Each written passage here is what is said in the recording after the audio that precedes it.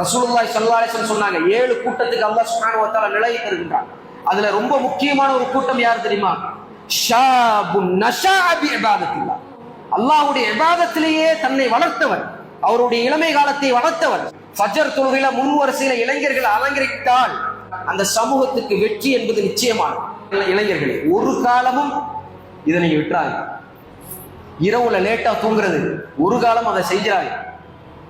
Mobile போனை பார்த்துட்டே இருக்கிறது ஒரு காலம் அதை செஞ்சாங்க. உங்களுடைய ரிசோர்ஸ், உங்களுடைய திறமைகள் இந்த சமூகத்துக்கு தேவை. அந்த திறமைகளை தேவையில்லாம இந்த ஸ்மார்ட் போனுக்குள்ள ஒழித்து விடாதீங்க. வெளியில வாங்க, தாவா செய்யுங்க, மார்க்கத்தை கற்றுக்கொள்ளுங்க. உங்களுடைய தோல்ல மிகப்பெரிய பொறுப்பு இருக்கின்றது. குல் ஹாதிஹி சபீலி அத்உ இலல்லாஹ் அலா பஸீரா. அல்லாஹ் சுப்ஹானஹு வ தஆலா சொல்றார், அல்லாஹ்வின் பக்கம் மக்களை அழைக்கக்கூடிய அழைப்பாளராக நபியே நீங்கள் இருங்க, நீங்களும் உங்களை பின்பற்றியவர்களும்.